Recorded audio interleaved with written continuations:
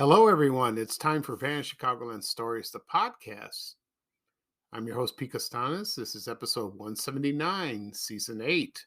Today's date is November 27, 2022. And thank you for joining me today and welcome for another interesting show. On today's program, I will talk about vintage Chicago Christmas store catalogs. That's a tongue twister. And I'll talk about some catalogs that I remember when I was a kid from department stores, toy stores, independent stores. That'll be a lot of fun. Also, I'll talk about the 30th anniversary of the death of Superman that's in the comics. And that was a big event back then in 1992. So I'll discuss my memories of that. Also, I'll do a tribute to actress Irene Cara. She just passed away yesterday. I think it was a couple of days ago, or they announced her death yesterday. So I will talk about my memories of her, and also other memories of the day after Thanksgiving of what I do now and what I did back then. So I have how would I say it? A full show to do. Oh boy, that's I had too much turkey. Yeah, it was a nice Thanksgiving. It really was with my family. Okay. Right now, the program will go into a commercial break. And this program is brought to you by Norelco Razor Electric Shavers. This commercial, everyone probably remembers this one. I don't know if they still play it on TV.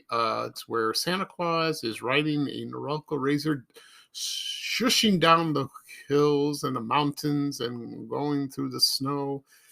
It's lovely. It's been on the air since the 70s. So sit back and enjoy it, and I'll be right back with the program. Thank you, everyone. Christmas is a time for closeness, and closeness is what Norelco razors are all about. The shiny new silver rotary razors in cord and rechargeable models with 36 blades, 9 closeness settings, and no gotchas. And the Ladybugs, the ladies' razors that really work. And the Ladybug Salon, a ladybug razor plus 11 grooming attachments. Norelco, even our name says Merry Christmas. Okay, everyone, I am back. I hope you enjoyed the commercial from Norelco, razors, electric razors. I remember this commercial very well, and so does a lot of people my age or older. They showed this during the holiday season, Christmas specials, TV specials, that is. Like, for example, Charlie Brown Christmas. Can't think of others ones. I don't know if they showed it like on other TV stations on NBC or ABC, probably. Like, for example, during Santa Claus is Coming to Town, Frosty the Snowman. I talked about those specials last year on my podcast. I'll see. Maybe I'll talk about them again because I talk about my memories of that. The product is still around, but now it is owned by a Philips company. They dropped I think they dropped the Norelco. I think they still sell this Norelco and Philips. Or it's Norelco Philips or Philco. I don't know. It's kind of weird. I used this electric shaver when I was younger, when I started shaving. But I like the straight razor, with the shaving cream and all that stuff. But this was very handy when you have 5 o'clock shadow and you're in a hurry and you want to go somewhere. I bought one a long time ago. It's in the drawer. I haven't used it. I used it once and that's it, but it still works. So that's good. So we'll see about that. And like I said, I don't know if they still play this commercial. I haven't seen it, but maybe it's early. We'll see. Maybe when Rudolph the Red-Nosed Reindeer, they'll broadcast that. They'll show the commercial. It's a good show. Okay. At the beginning of the program, I said I will talk about vintage Chicago Christmas store catalogs. Also, the 30th anniversary of the death of Superman and the DC Comics. Also, a tribute to Irene Cara, the actress and singer, that is. And also my memories of day after Thanksgiving. Okay, I'll talk about that first. Uh, Usually, what people do after the day of Thanksgiving, after eating so much food, you need to be active and move around. I can understand that. And the main thing people do is go shopping, go to the mall or do that. And it's very crowded, which I dislike. I don't like crowds. They make me nervous. I avoid that. One long time ago, this was in the 80s. I did something foolish. I went to downtown Chicago, just to see how it was back the day after Thanksgiving.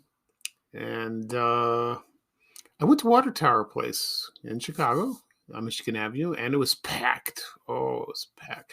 Marshall Fields was crowded. The mall.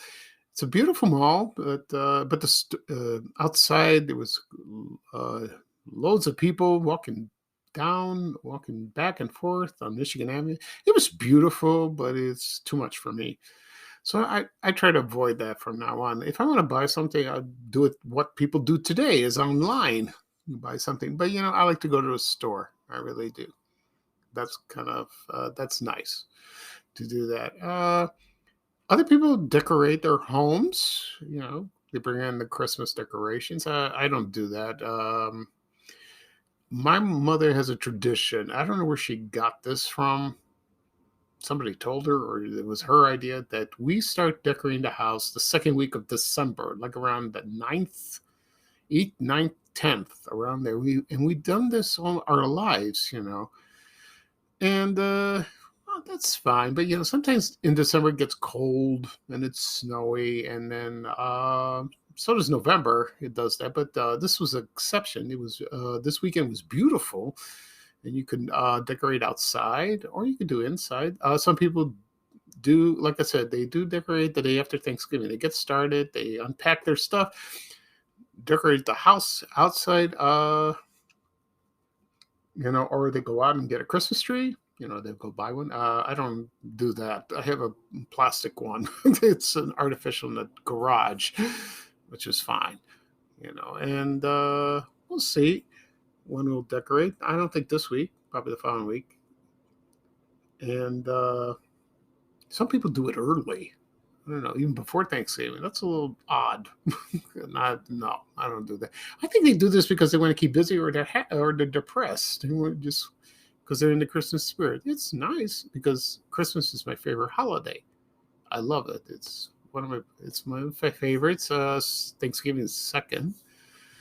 We had and then also we have leftovers. We had that last night, Saturday night. And then we'll have it again Monday. That's the last, and that's it. I don't want to see another turkey for a while.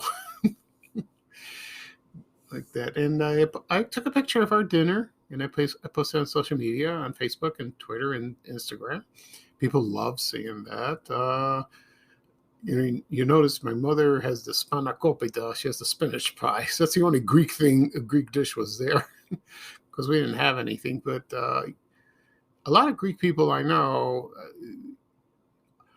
they bring Greek dishes, which is fine, but it's not really Thanksgiving. But some people don't even eat turkey. They have lamb. I mean, why? Traditionally, you eat at Christmas or Easter, especially Easter, but not on Thanksgiving. I don't know. I guess some people don't like turkey. You can have roast beef, you can have ham, do that, but mostly it's turkey. Or you have the sides like that. Because you have cranberry sauce, the sweet potatoes. I like the can. I don't like lumpy stuff in fruit. So that's fine with me. Let's see what else. Stuffing. People call it dressing. I call it stuffing. I think dressing is from the East Coast, I imagine. Now, sometimes you make it with ground beef or sausages or bread, and whatever you put in. You're putting sausages, bacon, oysters, walnuts, apples, whatever recipe, whatever is like. My mom puts chestnuts and ground beef. It's delicious. Oh, love it. That's one of my favorites, you know. And then when Thanksgiving weekend is over, you go back to work, you go back to school, you know, and your stuff. And then for the entire month, you eat because Christmas is coming. You prepare that, you know, make Christmas cookies, you have candy, you know, like peppermint and all that. Whew, you know, can't lose weight. I tried. It's very hard. I have lost weight, but I have a feeling it's creeping back up. So I haven't exercised in a while because you know what? When I went for the bone scan uh, last month in October, there's a little. I think there's some pain in my rib, so I'm afraid to do something physical. So I don't want to get a fracture. So I want to take it easy. It hurts once in a while, but I'm okay. All right. Next up, I will talk about Irene Cara.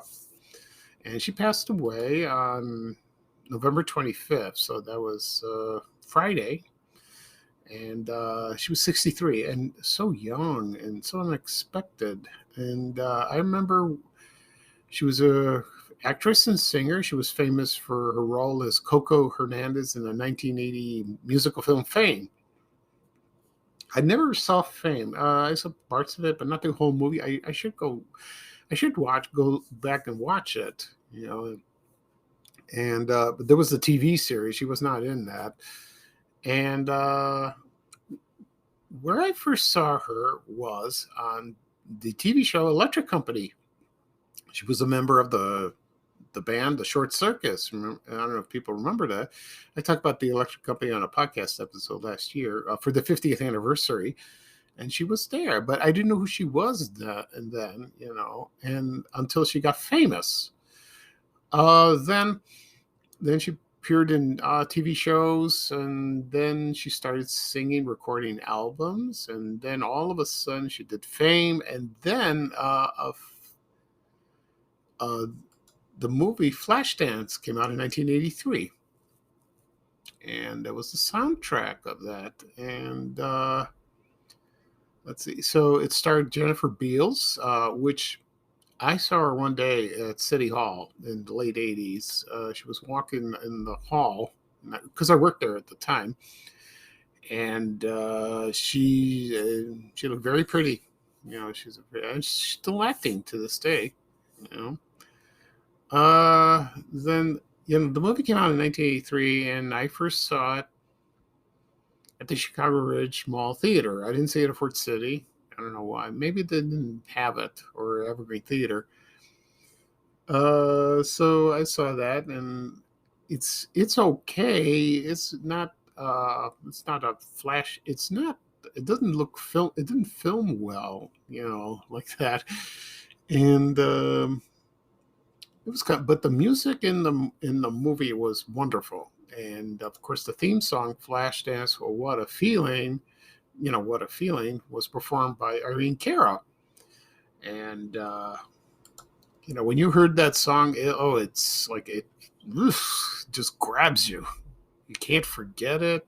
You know, it's wonderful, and you know, that's great. You know, and then it became very popular on the radio. They played it all the time. I listened to it, you know, and I still love this song to this day. I really do. And so I remember Irene Cara. She performed that song on MTV. You know, when MTV played music. Also, Solid Gold. Remember the TV series Solid Gold? It was on WGN TV Channel 9, and it was syndicated. And they had the Solid Gold dancers, and they were dancing. And then they brought in recording artists, and they performed the songs. And I found that on YouTube, and I remember watching that when it aired, when Irene Cara performed. You know, she performed that, and she was mesmerizing. I love that song. You just can't forget. You know, I never bought the soundtrack, but other famous song in there was, of course, not just Flashdance, but also Maniac by Michael Cimbello. That's his name, you know. And he had a one-hit wonder. I don't know what happened to him. He just disappeared. And then when they had the Oscars, that song won an Oscar for Best Song of the Year, which was pretty amazing. And I remember Irene Cara, accepting the award. I think she did, and then she was on her way to stardom. And then she had other hits, breakdance. Yeah, and that was during the breakdance era. They had like the movies Breaking and Breaking 2, Electric Boogaloo. That's I saw Breaking. I saw that, but that was huge. I think still people still do that. They still breakdance, not as often as back then. Okay, and Irene Cara had continued to act, and she still recorded. And let's see, she also appeared in DC Cab with Mr. T. I remember that.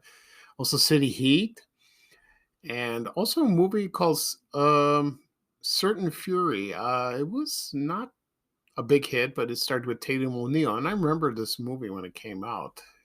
I never seen it. I like to see it there. And she did voiceovers on other movies like All Dogs Go to Heaven. And then I didn't see her lately. So she was maybe she retired or took it easy like that. And let's see. So right now I'm going to play a commercial that features Irene Cara. I found this on YouTube, and it's a Timex watch commercial.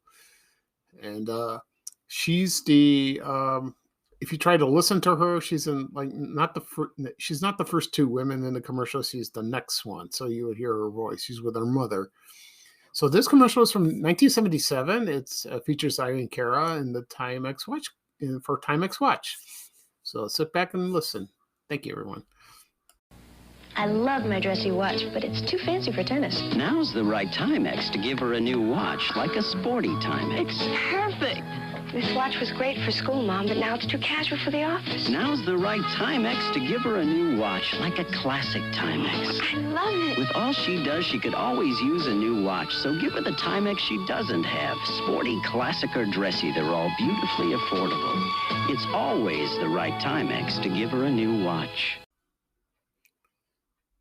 Okay, everyone, I am back. I hope you enjoyed the commercial. It features Irene Cara. If you try to recognize her voice, she's a very pretty lady, a good singer, good actress. It's a shame she passed away. And a lot of people remembered her. From Fame and from Flashdance. Yeah, so I only seen Flashdance once. I've never seen it again. Who knows? Maybe I'll watch it, and then I'll try to watch Fame. We'll see about that. Maybe on video, maybe on cable. Who knows? So, my deepest condolences to her family. She was one of a kind. Okay. Next up, I will talk about the death of Superman. Now, this is unusual. Why am I talking about this? That's Chicago related. It sort of is for me. So that was a crossover story event in DC Comics. It started in about October 1992, around there, or September. And the comic book writers decided why don't we just kill him? Because he wasn't doing very well. He was not popular as he wasn't in the old days, like in the 50s and the 60s, 70s, because of the TV show. I used to watch all the time because there were other heroes introduced. They were more popular. They used a little more violence, and they thought Superman was a goody two shoes, but he was a very powerful guy. So,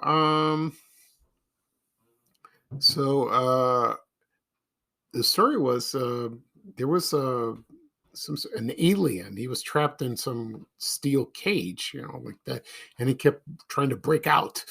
And they showed the panels in the 4 issues before. He had Superman 4 titles at the time.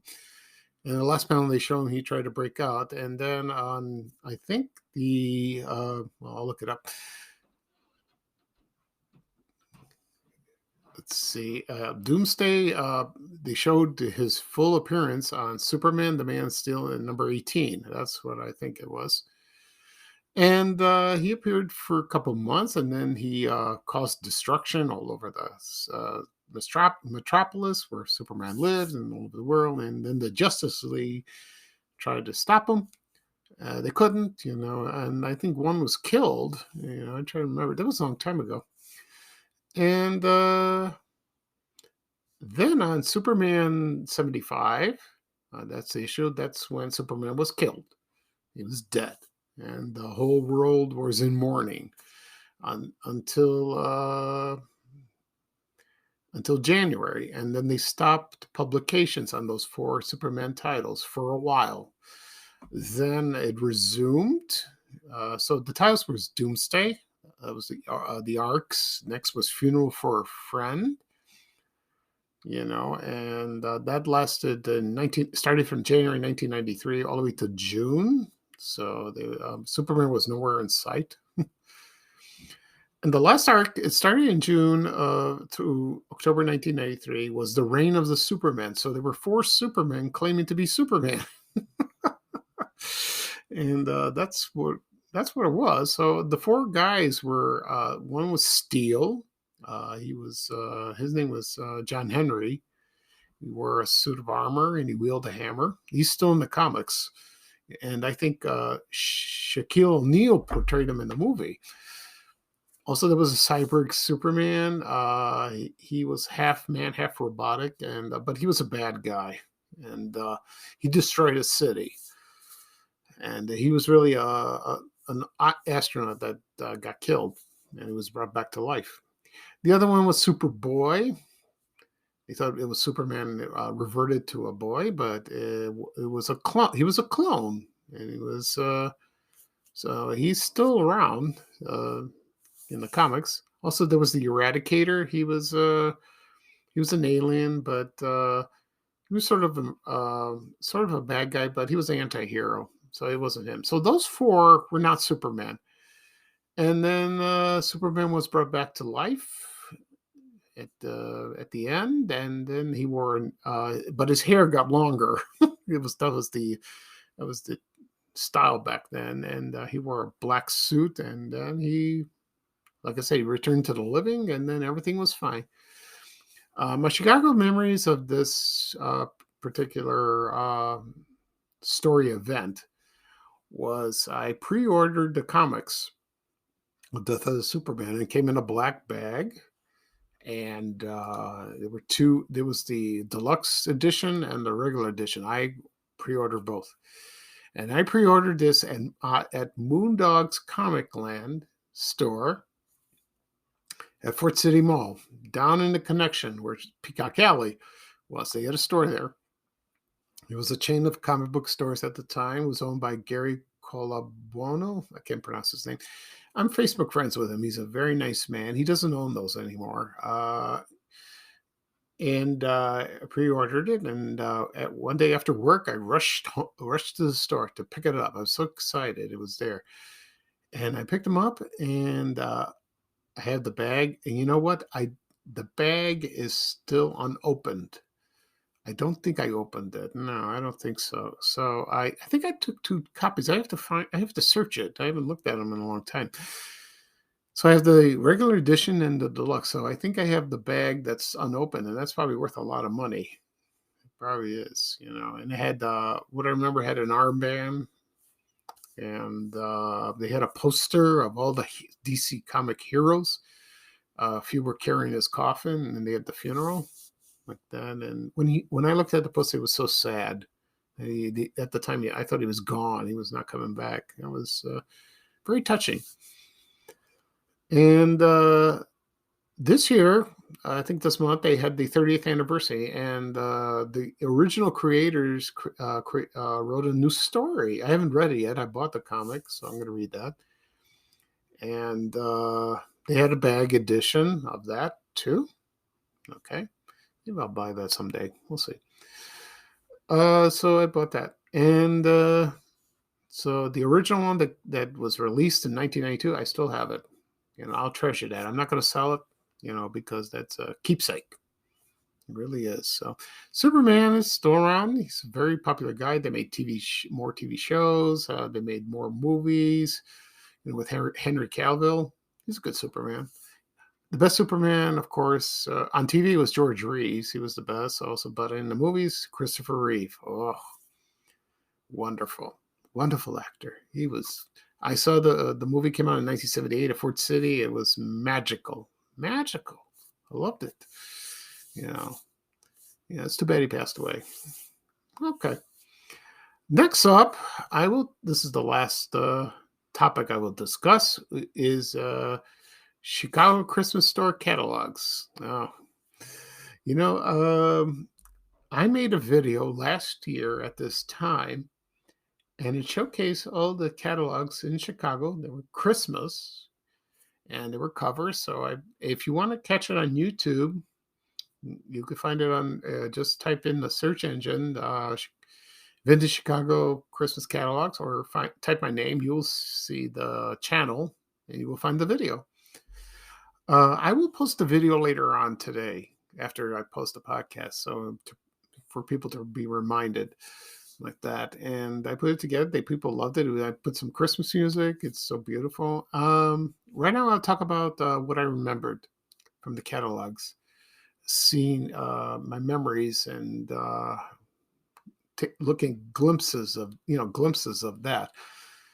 And I remember Marshall Fields. They had a beautiful catalog, one for clothes or appliances or electronics. They also had separate for the toys. They had that. Carson Pirie Sky had something similar like that. They had toy catalogs, clothes catalogs. J.C. Penney's still around. What else? Weebles. They had the toy book catalog. They had that. Also, the most famous one is Sears. Right now Sears is not really around, but their catalog was huge. It was big, and excuse me. And I remember seeing that they had their toys. It was called the Wish Book. That was for the kids, and the toys. Beautiful. I posted that a few days ago on Van Chicagoland. People remembered it. They still love it. It did return. It stopped around, I don't know when it stopped, in the 90s, I guess. And then it returned recently, before Sears closed all their stores. That's terrible. Also, let's see. Montgomery Ward had a Christmas catalog. Trying to think of other departments. Zayre, I don't think they had a catalog. No, they didn't have that. There was a few companies in Chicago, like Alden's. They had a catalog. Radio Shack, Children's Bargain Town had one. McDade's catalog, they had that.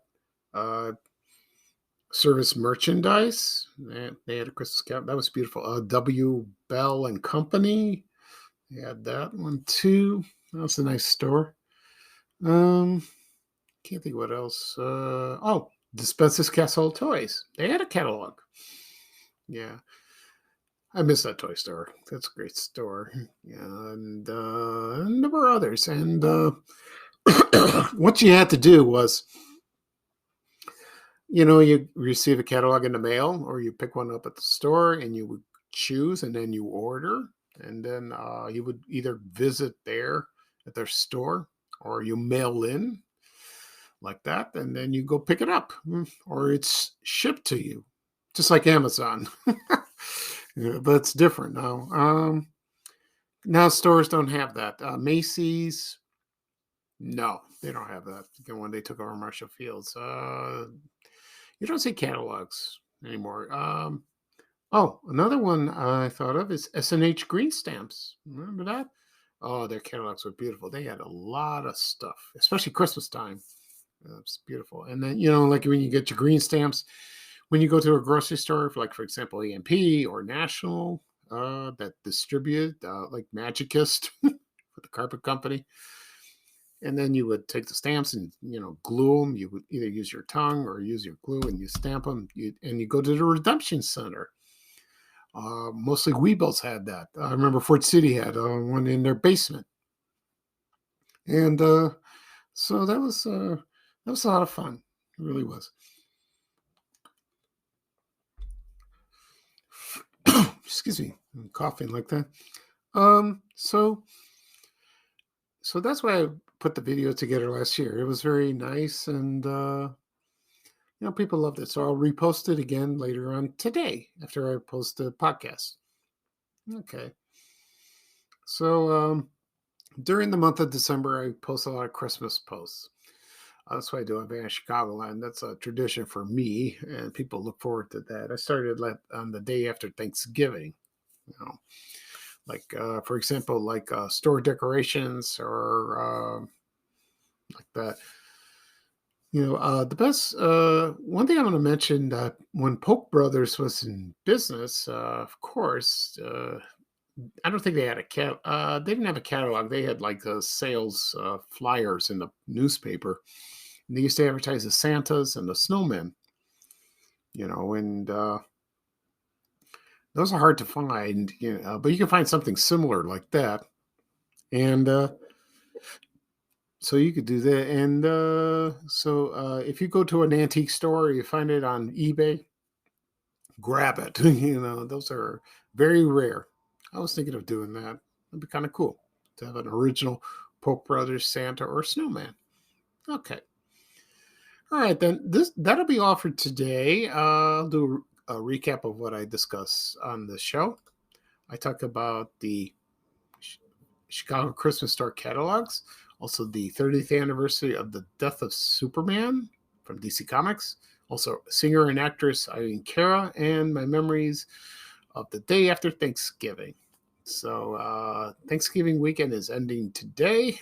Oh boy.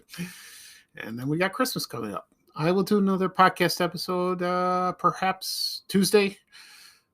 So I'll start doing more Christmas stuff, in December. Probably other things mixed in. And once this podcast episode is published, it'll be available wherever podcasts are. Like, for example, Apple Podcasts, Google Podcasts, Spotify, Breaker, Overcast, Amazon Music. You can also find it on my YouTube channel under Vanish Chicagoland Stories. It's also my blog, vanishchicagoland.blog. A lot of people have told me they like listening on YouTube. It's easier that way. They don't want to listen on a phone. I mean, I think younger people do that. You could do that as well, but people like me, older or same age, they rather go to YouTube, and then you can click on the episode and then listen whenever you want, anywhere you like. That's very convenient. Okay. So this is Pete Costanas, your host of Vanish Chicagoland Stories. Thank you for joining me again. I had a wonderful time. Be sure to listen to the next episode, and please subscribe to all the podcast episodes at your convenience. So take care, everybody. And here's Ray Rayner with a little traveling music saying bye-bye for now. So here's bye-bye from me. Take care, everyone. So long. We have to go. Bye, bye, bye.